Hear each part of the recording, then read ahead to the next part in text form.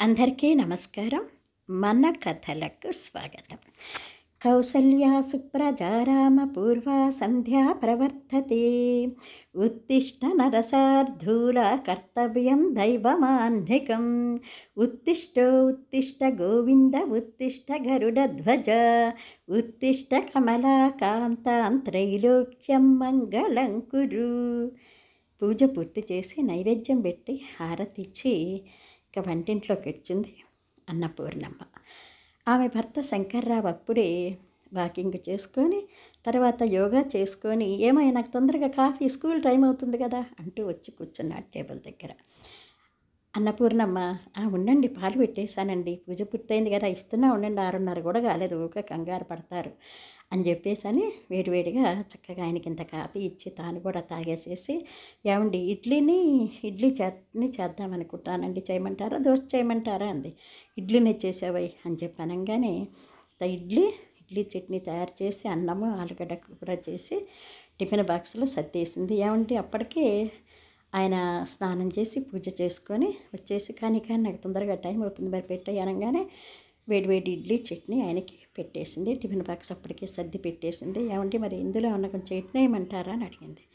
కొద్దిగా నిమ్మకాయ చట్నీ వైపు బాగుంటుంది అనగానే సరే అని చెప్పేసి చల్లార్చి టిఫిన్ బాక్స్ సర్ది నిమ్మకాయ ముక్క వేసి ఇదిగోనండి అని చెప్పేసి ఆయనకి బ్యాగులో పెట్టేసి ఇచ్చేసింది. అప్పటికి ఆయన టిఫిన్ పూర్తయ్యి వెంటనే మళ్ళీ కొంచెం కాఫీ తాగేసేసి సరే నేను వస్తాను, ఎప్పటికీ ఆటో వచ్చేసింది చూడు టైం అవుతుంది అని చెప్పేసి ఆటో రాగానే ఎక్కి కూర్చొని ఆయన నేను వస్తానని చెప్పి అనగానే గేటు వరకు నేను కూడా వస్తున్నానని చెప్పేసి ఆ గేటు దాకా వెళ్ళి ఆయనకి ఎదురొచ్చి జాగ్రత్త అని చెప్పేసి వెనక్కి తిరిగిన తర్వాత నేను ఏమైనా చిన్నపిల్ల అన్నట్టు రోజు జాగ్రత్త అని చెప్పేస్తావు నాకు అనుకుంటూ నవ్వుకుంటూ ఆయన బయలుదేరాడు. మీకు అంతే ఉంటుందిలేండి, చిన్నపిల్లవాడు కాదు పెద్దవాళ్ళు కాబట్టి నాకు భయం, రిటైర్ అయిపోయిన తర్వాత కూడా ప్రశాంతంగా ఉండొచ్చు కదా అని వినకుండా స్కూల్లో జాయిన్ అవుతారు అనుకుంటూ సర్లేండి జాగ్రత్తగా వెళ్ళిరాండి అని చెప్పేసి ఇక గేట్ వేసి లోపలికి రాపోయింది. అంతలోనే ఆంటీ అంటూ వచ్చింది ఎదురుగుండా రాగానే. కొత్త దంపతులు అనమాట, పెళ్ళయింది వాళ్ళకి 2-3 నెలలు అయింది అంతే, మొన్నటిదాకా పుట్టింటికి వెళ్ళి ఇప్పుడే వచ్చినట్టుంది. ఆంటీ బాగున్నారా అంటే పలకరిస్తూ స్కూల్కి వెళ్తున్నారా ఆంటీ అంకులు అంది. అవునమ్మా కొత్తగా జాయిన్ అయినారు, నువ్వు 2 months లేనట్టున్నావు, మీ అమ్మ వాళ్ళ ఇంటికి వెళ్ళావా అంటే అవునంటే అమ్మ వాళ్ళ ఇంటికి వెళ్ళాను, అందుకే అంకుల్ జాయిన్ అయింది నాకు తెలియదు అందుకే అడుగుతున్నాను అంది. అవునమ్మా 2 నెలలు అవుతుంది, వాళ్ళ స్టూడెంట్ ఒక అతను స్కూల్ పెట్టాట, శంకరం మాస్టర్, మీరు మ్యాథ్స్ బాగా చెప్తారు, మమ్మల్ని ఎంత గొప్పగా తీర్చిదిద్దారు, నా స్టూడెంట్స్ కూడా అంత గొప్పగా మీరు తీర్చిదిద్దాలని చెప్పేసి పట్టుబట్టి నన్ను ఒప్పించేసి స్కూల్లో జాయిన్ చేసుకున్నాడమ్మా. సరే ఈయనకు కూడా రిటైర్ అయిపోయిన తర్వాత 2 ఏళ్ళు ఖాళీగానే ఉన్నారు కదా, చాలా బోర్ వస్తుంది అన్నారు. అక్కడికి అన్ని క్షేత్రాలు తిరిగేసి వచ్చామమ్మా, పిల్లల దగ్గరికి కూడా పోయేసి వచ్చాం, కానీ ఎక్కడైనా ఎంతకాలం ఉంటాను చెప్పు, మాకు బోరుగానే ఉందనుకో. సరే అబ్బాయి అడగంగానే వెంటనే ఈయన ఒప్పేసుకున్నారు, వెళ్తున్నారు అని చెప్పి అనగానే సరే నా ఇంట్లో పని ఉందని చెప్పేసి లోపలికి రాపోయింది. అది కాదంటే రేపు తొలి ఏకాదశి కదా అంటే అవునమ్మా తొలి ఏకాదశి అంటే ఏం చేయాలంటే తొలి ఏకాదశి అంటే నాకు సరిగ్గా తెలియదు చెప్పరా అని అడిగింది. ఏమి లేదమ్మా, కొంచెం తెల్లవారుజామున లేచి తలారా స్నానం చేసి కాస్త నీకు చేతైనా స్వీట్ ఏదైనా చేసి పెట్టు అంటే ఏం స్వీట్ చేయమంటారా ఆంటీ అని అడిగింది. ఏమి లేదు, కొద్దిగా బొంబాయి రవ్వ వేయించేసి రవ్వ కేసరి కానీ లేదా కొంచెం బెల్లం పాయసం కానీ చేసి పెట్టమ్మా, నీ శక్తి నీ చేతైనా చేసుకో అంది. అనగానే నాకు రవ్వ కేసరి బాగా చేతవుతుంది అంటే నాకు అది భలే ఇష్టం కూడా చేస్తా అంది. నీకు ఇష్టం కాదు తల్లి, స్వామికి ఇష్టమంది చెయ్యాలి, అయినా రవ్వ కేసరి స్వామికి ఇష్టం ఇలా చెయ్యి అన్నది. అంటే సరే అంటే నేను చెప్తాను ఎలాగో, మీరు ఒకసారి వినండి కరెక్ట్ కాదు చెప్పండి అంది. చెప్పమ్మా వింటాను కదా అన్నది ఈవిడ. అనగానే అంటే ఫస్ట్ రవ్వ వేయించి పక్కన పెట్టాలి, తర్వాత నీళ్లు మరిగొచ్చేసి నీళ్ళల్లో చక్కెర వేసి ఇలాచీ పొడి వేసి జీడిపప్పు కిస్మిస్ నేతిలో వేయించి అందులో వేసి తర్వాత వేయించిన రవ్వ అందులో వేసేసి కొంచెం ఉడికిన దాకా ఉంచి దించేయడం అంతే కదా అంటే కరెక్ట్గానే చెప్పావు కదమ్మా, తెలవనట్టుగా చెప్పావు మరి కరెక్ట్గానే చెప్పావే అంటూ మెచ్చుకోవాలిగా అంది. సరే అంటే మరి ఆషాఢ మాసం కదా గోరింటాకు పెట్టుకోవాలట కదా, మరి మీ పెరట్లో ఉన్న గోరింటాకు కోసుకుంటాను ఆంటీ అంది. దా కోసుకుంది కానీ రా ఇద్దరం కోసుకుందా, నేను కూడా పెట్టుకోవాలి కదమ్మా, ఆషాఢ మాసం తప్పనిసరిగా గోరింటాకు పెట్టుకోవాలి అంది. దేనికంటే స్పెషల్ ఏంటి అసలు, ఆషాఢ మాసం ఎక్కువ తప్పనిసరి పెట్టాలని అంటారు గోరింటాకు, దేనికంటే అని అడిగింది. ఆషాఢ మాసంలో గోరింటాకు పుట్టింటికి వస్తుందటమ్మా ఆడపిల్లకైనా పుట్టింటికి వెళ్తే అదొక ఆనందం కదా, అలాగే గోరింటాకు కూడా అది ఆనందం అనమాట. అందుకని మిగతా రోజుల కంటే కూడా మనం ఆషాఢ మాసంలో గోరింటాకు పెట్టుకున్నప్పుడు ఎర్రగా పండుతుందమ్మ, అది విశేషం. అంతేకాకుండా గోరింటాకు అరచేతులకి, తర్వాత కాళ్ళకి పారాని పెట్టుకొని, అలాగే అరికాలకి తప్పనిసరిగా పెట్టుకోవాలమ్మ. దేనికంటే అలా పెట్టుకోవటం అని అడిగింది రాగిని. ఏం లేదమ్మా, అరికాలకి అలా పెట్టుకొని ఎక్కువ సార్లు కన్నా మనం గోరింటాకు పెట్టుకుంటూ ఉంటే ఐదవతనం ఎక్కువటమ్మా. పెద్దవాళ్ళు చెప్తుంటారు, మా పెద్దవాళ్ళు నాకు చెప్పింది నేను మీకు చెప్తున్నాను, మా పిల్లలకు కూడా ఇలాగే చెప్తుంటానమ్మా అంటే, సరేనంటే అమ్మ కూడా చెప్తుంటుంది, అలాగే పెట్టుకుంటానని చెప్పేసి అని ఇద్దరు కలిసేసి చక్కగా గోరింటాకంతా వాళ్ళ పెరట్లో ఉన్న గోరింటాకంతా కూడా కోసుకున్నారు. కోసుకున్న తర్వాత దాంట్లో ఈనెలన్నీ శుభ్రంగా తీసేసి, సరే అమ్మ మరి గోరింటాకు పెట్టుకుంటాను నేను కూడా మరి అని చెప్పేసి, పైగా టిఫిన్ కూడా చేస్తానమ్మా అని చెప్పేసి లోపలికి వచ్చేసి టిఫిన్ చేసి కొంచెం కాఫీ తాగేసి తను ఇంకా గోరింటాకు పెట్టుకుంది. ఎట్లాగ వంట పని లేదు కదా, ఒకేసారి ఇద్దరు కలిపి చేసేసింది అని చెప్పి ఇంకా గోరింటాకు పెట్టుకుంటూ కూర్చుంది. గోరింటాకు పెట్టుకుంటూ ఇంకా టీవీ చూస్తూ కూర్చుందనమాట. అన్నపూర్ణమ శంకర్ మాస్టర్కి 3 పిల్లలు, 2 కొడుకులును 1 కూతురు అన్నమాట. అన్నపూర్ణమ్మ కూడా మొన్నటి దాకా ఒక హ్యాండిక్యాప్డ్ చిల్డ్రన్ ఉన్నటువంటి స్కూల్లో టీచర్గా పనిచేసేదనమాట. ఇంకా పిల్లలు ఒకటే పోరు పెట్టి, మేము పెద్దవాళ్ళు అయిపోయినామా, మేము సంపాదిస్తున్నాము, ఇక ఉద్యోగం చేయక్కర్లేదు, ఇంక ఇంట్లోనే ఉండొచ్చు పంటంతో ఇంట్లోనే కూర్చుంది. సరే 2 ఏళ్ల క్రితం ఆయన కూడా రిటైర్ అవ్వటం అయింది. ఆయన కూడా ఒక మంచి ప్రైవేట్ స్కూల్లో జాబ్ చేయటము, మంచి రికగ్నైజ్డ్ స్కూల్లోనే జాబ్ చేయటం జరిగింది. తర్వాత రిటైర్ అవ్వటము, ప్రశాంతంగా ఉందాం అనుకునేసరికి సరే వాళ్ళ స్టూడెంట్ అన్నాడు చెప్పి మళ్ళీ స్కూల్లో జాయిన్ అవ్వటం అంది. నేను కూడా ఊరు వస్తుంటే నేను కూడా ఎక్కడైనా జాయిన్ అవుతాను, ఏం అక్కర్లేదు సైలెంట్గా ఉండు, నన్ను కాస్త ప్రేమగా చూసుకోబోయి చాలు, ఇంతకాలం హడావుడి పడ్డాం కానీ హడావుడి జీవితాలు అయిపోయినాయి, ఇప్పుడు ఇంత ప్రశాంతంగా ఉండాలి అని ఆయన అంతంతో, సరేలే నిజమే కదా అని చెప్పి అనుకుని ఆవిడ ఇంకెక్కడా పని చేయకుండా ఆయనకి సేవ చేయడంతో కాలక్షేపం చేస్తుందన్నమాట. పెద్ద కొడుకు చిన్న కొడుకు ఇద్దరు కూడా హైటెక్ సిటీ దగ్గరే ఉంటారు. వాళ్ళ జాబ్స్ అక్కడే కాబట్టి అక్కడే వాళ్ళిద్దరు ఇల్లు కొనుక్కున్నారు, అక్కడే ఉంటారు. ఇంకా కూతురేమో వనస్థలిపురంలో ఉంటుంది, ఆమె భర్త కూడా మంచి హోదాలే ఉన్నారు. 3 పిల్లలకి అందరికీ తలా 2 పిల్లలు. కూతురికేమో ఒక కొడుకు కూతురు, రెండో వాడికేమో 2 కొడుకులే, పెద్దాడికేమో 2 ఆడపిల్లలే. మొత్తానికైతే అప్పుడప్పుడు పిల్లలు వస్తుంటారు పోతుంటారు. అసలు మీ ఇద్దరు ఎందుకమ్మా ఇక్కడ, చక్కగా మా దగ్గరకు వచ్చేయచ్చు కదా 2 కొడుకులు అన్నారు. కానీ ఏమొద్దు, మాకు కొంచెం ఓపిక ఉంది కదా నాన్న, ఓపిక ఉన్నంత వరకు మా పనులు మేము చేసుకుంటాము, అంతగా ఓపిక లేనప్పుడు ఇంకా మీ దగ్గరికి రావాల్సిందే కదా, అప్పుడైనా మిమ్మల్ని విసిగించాక తప్పదు కదా అన్నాడు ఆయన నవ్వుకుంటూ. ఎంతో అనుభవం ఉన్నాడు, అందుకని ఆయన అలా అన్నాడనమాట.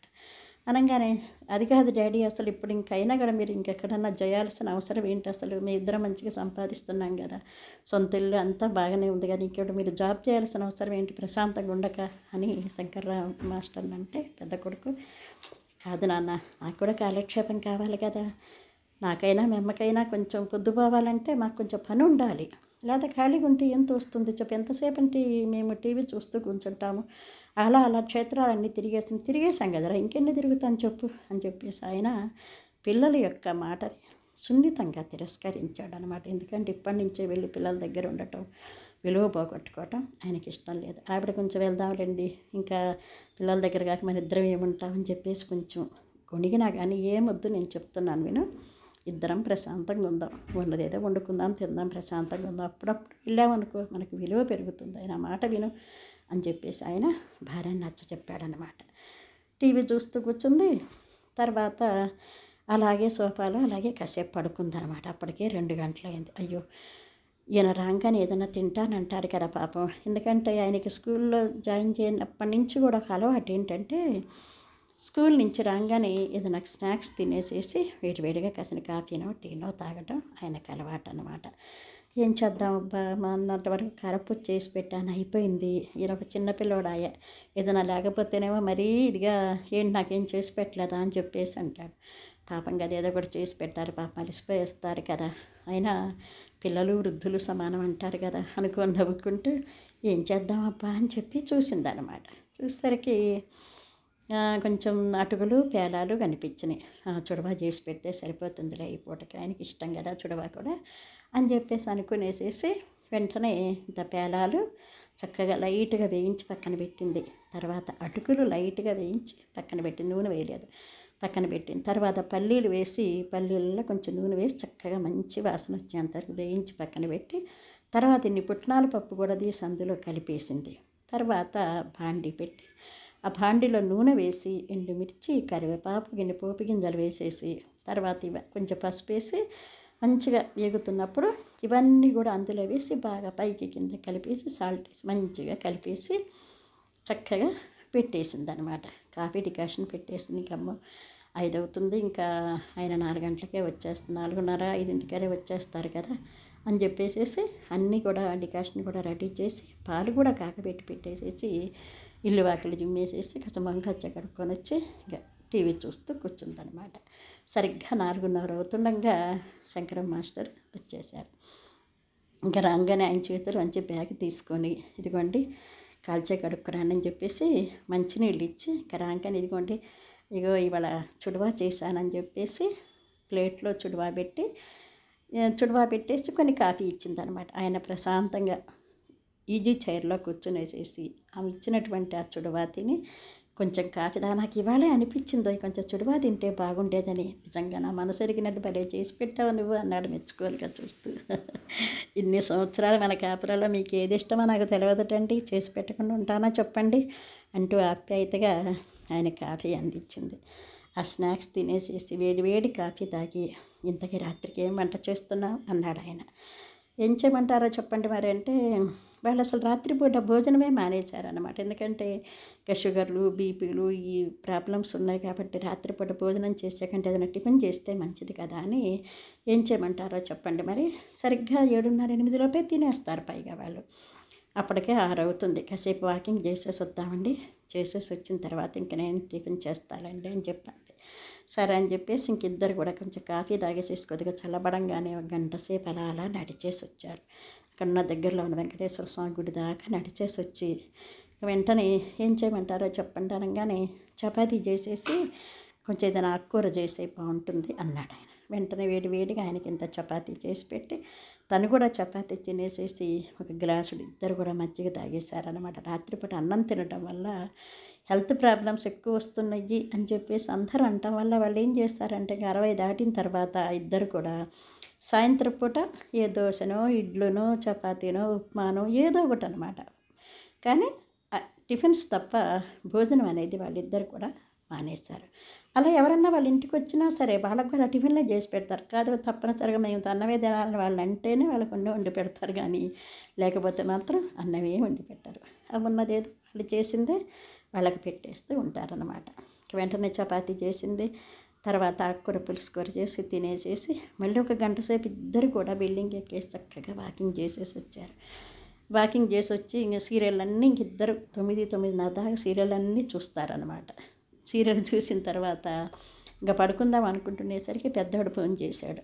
పెద్ద కొడుకు ఆనంద్ ఫోన్ చేసి, వాళ్ళిద్దరు కొడుకుల పేరు ఆనంద్, అరవింద్ అనమాట. ఆనంద్ ఫోన్ చేసి, అమ్మ రేపు సెలవు కదా తొలి ఏకాదశి, మరి మేము వద్దాం అనుకుంటున్నామమ్మా అన్నాడు. సరేనమ్మా వచ్చేయండి, అడిగేదే ఉందిరా వచ్చేసేయండి అన్నారు శంకరం మాస్టర్. అనగానే ఇంకా పొద్దునే టిఫిన్కే వచ్చేసారు వాళ్ళు. టిఫిన్కే రాగానే అంతలోనే చిన్న కొడుకు కూడా ఫోన్ చేసి, అమ్మ మేము కూడా వద్దాం అనుకుంటున్నాను. సరే నాకు గొడవ అనుకున్నట్టున్నారు కదా, ఇద్దరు వచ్చేసేయండి. నిజమే, వాళ్ళిద్దరు కూడా ఒకళ్ళు మాట్లాడుకొని అన్నయ్య మరి రేపు మనం అమ్మ దగ్గరికి వెళ్దామని చెప్పి అనుకోవడం, ఇద్దరు అన్నదమ్ములు మాట్లాడుకొని పొద్దున్నే వద్దామని నిర్ణయించుకొని టిఫిన్ టయానికల్లా వచ్చేసారు. వచ్చిన తర్వాత టిఫిన్ చేస్తూ మన ఇద్దరం వచ్చాం కదా, మరి చెల్లె కూడా వస్తే బాగుంటుంది కదా అని చెప్పేసి పార్వతికి ఫోన్ చేశారనమాట. వాళ్ళ చెల్లెల పేరు పార్వతి. ఫోన్ చేయగానే నేను కూడా వస్తాను అన్నయ్య, మీరు వస్తే నేను రానా ఏమిటి, పైగా పండగ కదా అని చెప్పేసి వాళ్ళు కూడా వీళ్ళ టిఫిన్ అయిపోయిందో లేదో భోజనం టైంకల్లా వాళ్ళు కూడా వచ్చేసారు. ఇంకా రాగానే అందరికి ఇష్టమని చెప్పేసి ఆవిడ పాలకూర పప్పు చేసింది. చిన్నవాడికి దోసకాయ ఉడుకు బజ్జీ అంటే చాలా ఇష్టం అన్నమాట. దోసకాయ ఉడుకు బజ్జీ అంటే బజ్జీ అనుకుంటారేమో, బజ్జీ కాదండి. ఉడుకు బజ్జీ అంటే దోసకాయ చెక్కు తీసి సన్నగా కట్ చేసి పెట్టుకోవాలి. తర్వాత పోపు వేసి ఆ పోపులో దోసకాయ ముక్కలు, పచ్చిమిర్చి, కొంచెం కరివేపాకు వేసి బాగా దగ్గరికి కొంచెం నీళ్ళ చుక్క చల్లి బాగా మగ్గని ఇచ్చిన తర్వాత ఈ లోపల ఇది మగ్గుతుండగా చింతపండు పులుసు పిండుకొని పక్కన పెట్టి బెల్లం కూడా సన్నగా తురిమి ఆ చింతపండు పులుసులో వేసి పసుపు సాల్ట్ వేసి రెడీగా పెట్టుకోవాలి. తర్వాత ఈ దోసకాయ పచ్చిమిరపకాయలు బాగా వేగి ఉన్నాయి కదా, తర్వాత ఇవి రెండు కూడా చల్లారిన తర్వాత మెత్తగా ఈ చింతపండు పులుసులో వేసి ముక్కలు మెత్తగా పిసకాలన్నమాట. మిక్సీ వేయటం కానీ లేదా రోట్లో నూరటం కానీ చేస్తే అస్సలు బాగుండదు అనమాట. చేతితో అలా పిసికితేనే ఆ ముక్కలు కొంచెం నలగనట్టుగా ఉండి పంటి కిందకు వస్తూ చాలా కమ్మగా ఉంటుందన్నమాట. దోసకాయ ఉడుకు బజ్జీ అన్నా వంకాయ పెరుగు పచ్చడన్నా చిన్నవాడికి మహా ఇష్టం అన్నమాట. అందుకని అన్నపూర్ణమ్మ కొడుకులు కూతుళ్ళు వస్తున్నారంటే చాలు వాళ్ళకి ఏది ఇష్టమో అదే వంటలు చేసి పెడుతూ ఉంటుందన్నమాట. తర్వాత అమ్మ మరి నాకు కూడా ఇష్టమైనది ఏం చేస్తున్నావు అని అడిగిన పెద్ద కొడుక్కి, నీకు పాలకూర పప్పు అంటే ఇష్టం కదరా, పాలకూర పప్పు ఇది ఉల్లిపాయలు వేయిస్తున్నాను, మరి నాయనమ్మ మాకు ఇష్టమైనవి చేసి పెట్టవా ఏంటి అంటూ వచ్చారు మనవడు మనవరాలు. సరేరా మీకు ఇష్టం వచ్చింది ఏంటో చెప్పేయండి చేస్తానంటే, నువ్వు ఎప్పుడు చేస్తావు కదా నాయనమ్మ కొబ్బరి లౌజు చేసి పెట్టి మాకు కూడా ఇష్టం. సరే అని చెప్పేసి గుడికి వెళ్ళేసి వచ్చారు కదా, కొబ్బరి ఉండేసరికి ఇంత కొబ్బరి లౌజు చేసి పెట్టేసింది.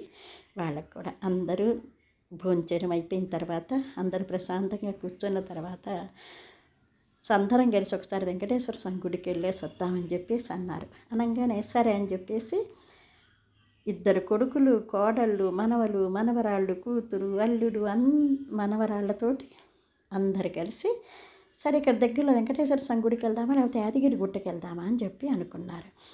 చాలా కాలం అయింది కదా అని చెప్పేసి అందరు కలిసి యాదగిరి గుట్టకి వెళ్దామని చెప్పేసి అనుకునేసేసి వాళ్ళ కారులో అందరూ యాదగిరి గుట్ట వెళ్ళారనమాట. లక్ష్మీ నరసింహస్వామిని అమ్మవారిని చాలా రష్ ఉంది, తొలి ఏకాదశి కదా, చాలా రష్ ఉందన్నమాట. ఇంకా అసలు చాలామంది తొలి ఏకాదశికి అసలు ఉపవాసాలు ఉంటారు. ఇంకా అవన్నీ చేయలేక అన్నపూర్ణమ్మ శంకరమ్మ అసలు ఇప్పుడు ఉపవాసాలు ఉండరు. ఏదో స్వామికి ఇంత నైవేద్యం చేసి పెట్టుకోవడం తినేయటమే కానీ ఏనాడు వాళ్ళు ఉపవాసాలు ఉండరు అనమాట. అందుకనే సుష్టిగా భోజనం చేసుకున్నారు. గంట రెస్ట్ తీసుకొని యాదగిరి గుట్టకి అందరు బయలుదేరి లక్ష్మీనరసింహస్వామిని అమ్మవారిని దర్శించుకున్న తర్వాత అక్కడ దగ్గరలోనే స్వర్ణగిరి కట్టారు కదా వెంకటేశ్వర స్వామి గుడి, అక్కడికి కూడా వెళ్ళి స్వామిని అమ్మవారిని చక్కగా దర్శనం చేసుకొని రాత్రి 10:30-11 అందరూ కూడా ఇల్లు చేరారన్నమాట. ఇంకా మరి మేము బయలుదేరుతామమ్మా, మళ్ళీ పొద్దున్నే మా డ్యూటీలు మాకు ఉంటాయి కదా, పిల్లలకి స్కూళ్ళు ఉన్నాయి, హడావిడి అయిపోతుంది, మేము బయలుదేరుతాం. 11 అయిపోయింది కదరా, ఇప్పుడు వెళ్ళాలా చెప్పండి అంది. సిటీలోనే కదా, మేము ఏమన్నా దూరం వెళ్తున్నామా చెప్పు అని చెప్పేసి అనగానే, మీకు అట్లనే ఉంటుందిరా, మీరు చేరిన దాకా నాకు కంగారుగా అనిపిస్తుంది కదా, ఉండొచ్చు కదా ఈ పూట, ఒక రాత్రి ఉంటే ఏంటో చెప్పండి, పొద్దున్న వస్తే సాయంత్రం బయలుదేరాలా చెప్పండి, ఒక పూట ఉంటే బాగుంటుంది కదా అంది. నీకు అలాగే ఉంటుందమ్మా, ఇప్పుడు వెళ్ళి మేము హాయిగా పడుకున్నాం అనుకో, 12 చేరిపోతాం, హాయిగా పడుకున్నాం అనుకో, పొద్దున మా డ్యూటీలు మేము చేసుకుంటాం, పిల్లలు స్కూల్కి వెళ్తారు, ఎవరి గొడవ వాళ్ళకు ఉంటుంది, పైగా నాన్నకు కూడా టైం అవుతుంటుంది, నాన్న గురించి నువ్వు హడావిడి పడుతుంటావు, ఇవన్నీ అవసరమా చెప్పు, రాత్రికే వెళ్ళిపోతాం అన్నారు. ఇంత దూరం నుంచి వచ్చారు కదా, ఒక్క పూటన మీరు రాత్రికి ఉంటే నాకు కూడా మనకు సంతోషం అనిపిస్తుంది కదా నాన్న, ఉండండి రా అంది. సరే అని చెప్పి కాదమ్మా వెళ్ళాల్సిందే అని చెప్పేసి అందరూ కూడా ఇంకా బయటనే హోటల్లోనే భోంచేసి వచ్చారన్నమాట. ఇంటికి వచ్చి వండుకుంటామని చెప్పేసి బయటనే అందరూ భోంచేసుకొని వచ్చారు కదా.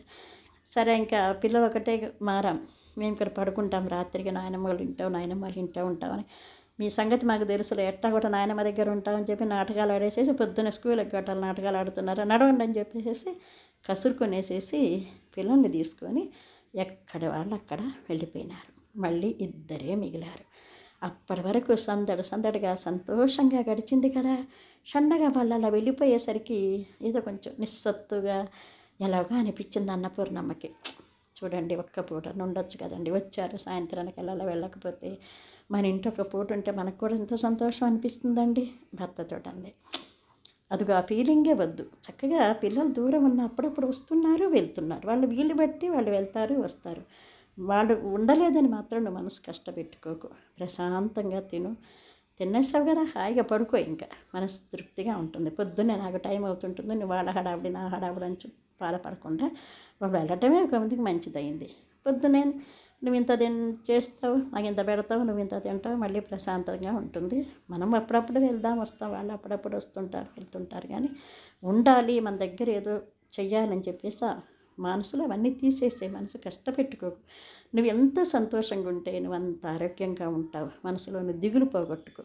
పిల్లలు మన పిల్లలు ఏం చెడ్డవాళ్ళు కాదు, చక్కగా వస్తున్నారు పోతున్నారు కదా, ఎందుకంత ప్రధానికి ఇంత ఊరికే బాధపడిపోయి నువ్వు బాధపడి నన్ను బాధపెడతావు చెప్పు మరి అని చెప్పేసి అంటూ ఆయన అనగానే కరెక్టేలా ఆయన చెప్పింది కూడా కరెక్టే, కానీ ఏదో ఇంత దూరం ఉన్నారు కదా, ముగ్గురు పిల్లలు ఒక రాత్రికి ఉంటే తనకి ఎంత సంతోషంగా ఉంటుంది, ఎందుకు అర్థం చేసుకోరా ఈ పిల్లలు ఈయన అనుకుంది ఆవిడ ఆవిడ పద్ధతిలో ఆవిడ ఆలోచిస్తుంది, ఆయన పద్ధతిలో ఆయన ఆలోచిస్తాడు, ఎందుకంటే ఎవరి మనసు వాళ్ళదే కదా. సరే ఇంకా మళ్ళీ పొద్దున్న లేవాలి కదండి, ఇక పడుకుందాం పెట్టండి, మళ్ళీ పొద్దున్న లేస్తే హడావిడి కదా అంటూ ఆవిడ నిద్రకు ఉపక్రమించింది.